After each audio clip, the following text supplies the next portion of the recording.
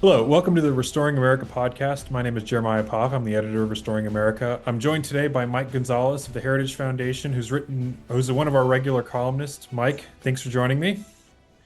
Jeremiah, it's entirely my pleasure to be here. Thanks for having me. So you have a really fascinating piece up on the Washington Examiner site this week, talking about the census and what President Trump is doing or wants to do with redoing the census. Can you tell us a little bit about what the context is with President Trump, and then also what you think about his plan to redo it? Well, first, I mean, if we start from the top, President Trump, I think, is really in his second term becoming one of the most consequential presidents in U.S. history. He is achieving really big things very fast. Um, it might seem minor, but for example, defunding the CPB, defunding NPR and PBS was something that every Republican president before him has tried to do since LBJ created the CPB, and he did it. Did it in his first 6 months. So equally with the census, and the way he's doing this is by changing things the left put in place in the 60s and 70s, which is when the left began to really change the country. And one of these things is the U.S. Census. The U.S. Census added these racial categories. I'm talking about Hispanics and Asian Americans in 1980, after OMB created the categories officially in 1977, to kind of analogize the suffering of African Americans to that of people with Hispanic last names or whose ancestors came from anywhere between the Afghan Indian border, the Afghan Pakistani border, and the Pacific Sea, which is a very vast place. And that is just not the case. That's just that analogy doesn't hold. So I want Trump to do this. He's already taken a step. I want him to get rid of the categories that were created in the 70s. He's already taken a major step in doing that, in getting rid of the National Advisory Committee on race, ethnic, and other populations, which was in the bureau. And one thing he's doing already that he's said he wants to do is he doesn't want to count illegal aliens present in the United States, and we don't know how many there are. We can guesstimate maybe anywhere between 10 million and 20 million because of the insane policy that Joe Biden pursued of opening the border. We may have 20 million people or more who are illegal today. So Donald Trump has already informed Congress that he doesn't want these aliens to be counted in the next census, and I think that's a very good idea for reasons we can get into later if you want. Mhm. Yeah, one of the things that I found really interesting about this is that there's such disparity. First of all, the 2020 census was done so poorly that the apportionment for congressional seats was not really accurate to the populations of those seats, even if you still count illegal aliens as they did. And in the way, but one of the things, one of the, not counting illegal aliens would have a significant impact on those apportionment, because what it would do is, it would shift a lot of the electoral power around in the country, in the electoral college and in the House. You mentioned the 70s, and I think that this is a really key thing. What's you mentioned how LBJ, created the CPB, then there's also these census categories.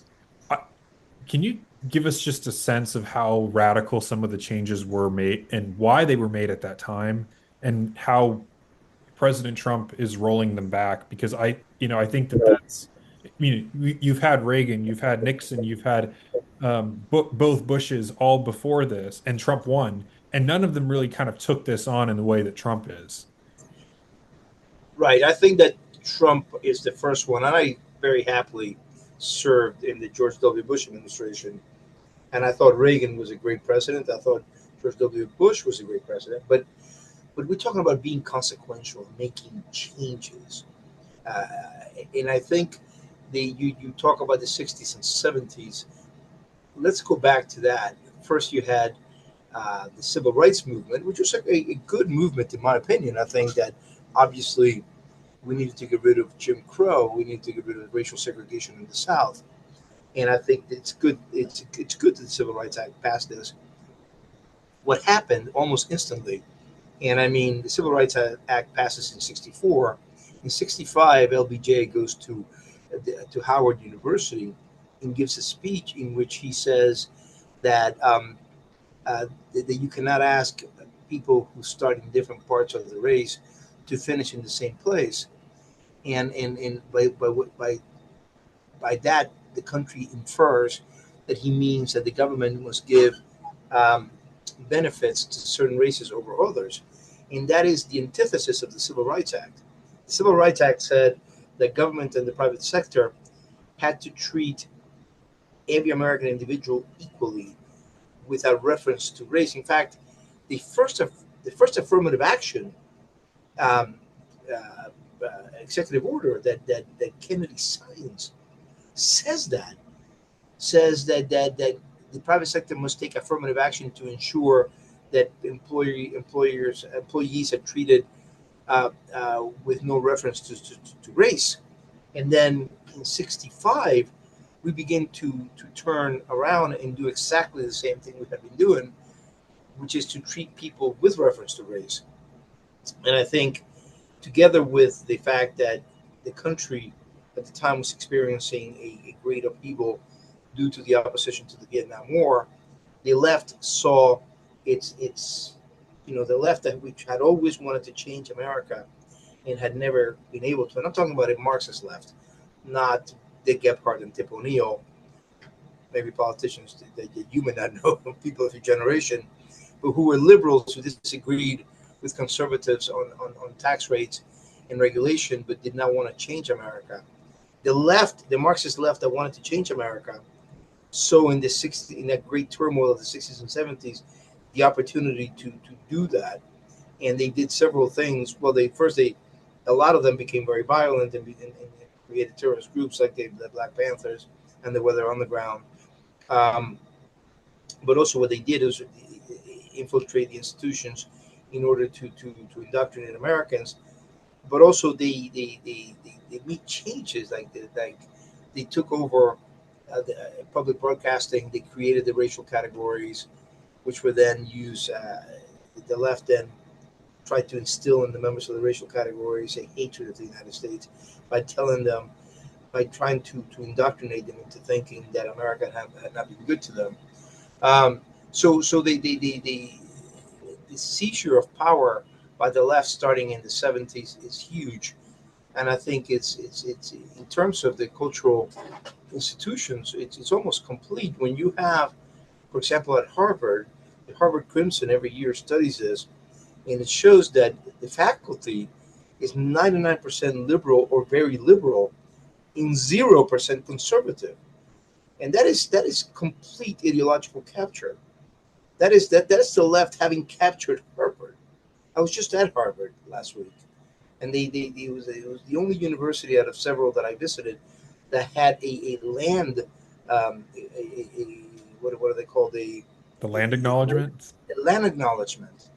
Yeah. Uh, I happened to visit another Ivy League university, and it didn't have a land acknowledgement. It had the right type of land acknowledgement. It talked about who the founding fathers of the town had been, the people to whom we actually owe a debt of gratitude for founding the town. That's the kind of land acknowledgement that I like to see. But Harvard had a so so so that is the that is what Trump faces, and a lot of what he's doing right now. So you've seen the news. In fact, I'm writing a column on this he just informed the White House, Lindsey Halligan, in Roosevelt, and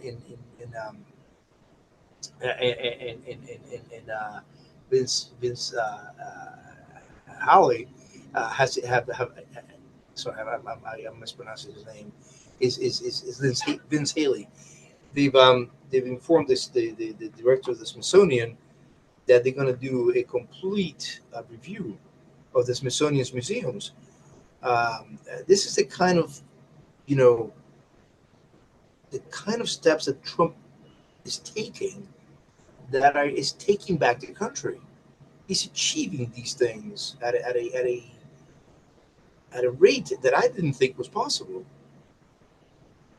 I think that's a really interesting thing you've picked up on there. And I think and I a lot of things that I think, when I think about what Trump is doing, he's only, mind you, he's only 7 months into a 4-year Right. term, which is, when you think about all that he's done since he came back into office, it's like we're not even a year into this. Like this Right. is it's a lot to wrap your head around in this, but in that sense, you mentioned that he's already proven to be very, very consequential. And, you know, one of the things that's been striking to me, I think, is that there's a lot of the things that Trump is doing is he's going with the way that he's waging war on the federal government in at least the way that it has functioned for the last 50 years, is that a lot of this, even if a Democrat wins in 2028 or a liberal active or you have a liberal president to succeed him, you're not really going to, it's not going to, it's a lot of this is going to be permanent. And I want to get your thoughts on that because I do wonder like how, you know, you move the Overton window far into one direction. Can it really be pulled back both as a matter of public image, but also as a matter of the institutions that had been so captured, as you mentioned? So you mentioned several things here. Ed Fulmer, who founded the Heritage Foundation, whose funeral many of us just attended, sadly, this week. He passed last month, and he's missed by many. Uh, One of his very famous Fulmerisms was that in Washington, uh, there are no permanent defeats and no permanent victories. And I want to warn you about this, Jeremiah, because you will see that I don't know how long you plan to remain in Washington and active in the fray, but you will, I guarantee you, you will see this. I'll give you an example in my column that you edited so well. I I mentioned that I played a part in stopping the creation of yet another category, MENA, for Middle East and North Africa, uh, by alerting the Trump administration in 2017 that Obama had tried to do this and to stop it, and they did stop it. And because of what didn't I and other people like John Fonte at the Hudson Institute did. Um, so, but now it's coming back. Now Biden has brought it back, and Biden's director, the new director at the Census Bureau, have brought it back, along with racializing Hispanics and Asian Americans, making them from an ethnic category into a racial category, which is nuts. So now, one of the things I said in the column that is in the Examiner today is that Trump should get rid of this new category, as he should get rid of Hispanics and Asian Americans. In my opinion, we can have a conversation about whether we should have a category for blacks or whites. But Hispanics don't exist. It's a false category. Asians is a false category, as would be Middle East, North African. So Biden has brought them back. So that is I'm just showing you how there are no permanent victories and no permanent defeats. Now you talked about the Overton window. Milton Friedman, a Nobel Prize economist, used to say one of my favorite sayings by Friedman was that the important thing was changing the climate of opinion. If the climate of opinion is right, even the wrong politician will do the right thing. If the climate of opinion is wrong, even the right politician will do the wrong thing. I saw that in my lifetime with Richard Nixon, who had been a good member of the House, but as president, he did several bad things. He I like to ride on the highway with my children. Every time we have to go at 55 miles an hour, I remind the children that that's thanks to Richard Nixon. He closed the gold window. He got getting rid of the gold standard. He established price controls, which were stupid and nutty.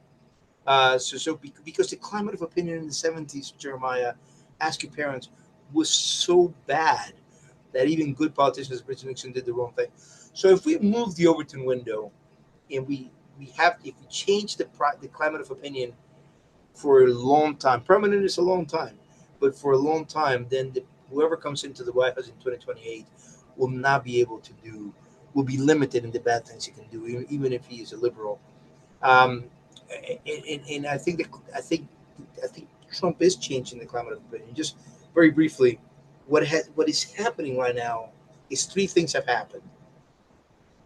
Activists, and I've played a part in this, but activists and writers and think tankers have changed the climate of opinion. A lot of issues are 80-20 now.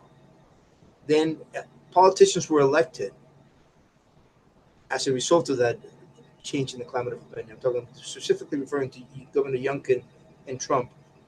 And these two leaders, Youngkin and Trump, have decided to use the power we gave them to use it. They've decided to use power, which isn't always the case. So these three things are key.